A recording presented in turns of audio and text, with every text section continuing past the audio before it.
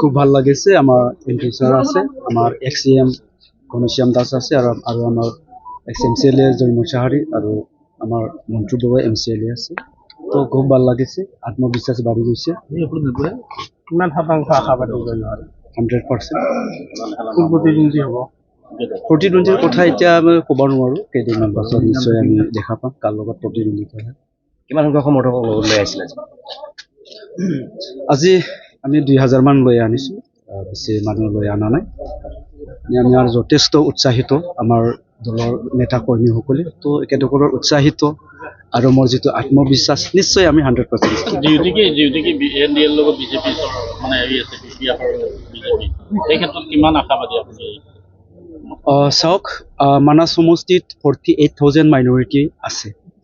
যোৱা BTC নিৰ্বাচনত 90% আমাৰ মানাহ সমষ্টিৰ মাইনৰিটিসকলে BPPক ভোট দিছিল। কাৰণ এওঁলোকে এটা অপপ্ৰচাৰ চলাইছিল যে UPPLক ভোট দিয়া মানে BJPক ভোট দিয়া। তো BJPক মাইনৰিটিসকলে কোনোদিন একচেপ্ট নকৰে। এই কাৰণে যোৱা নিৰ্বাচনত BPPক 90% মাইনৰিটি পথাছে ভোট দিলে।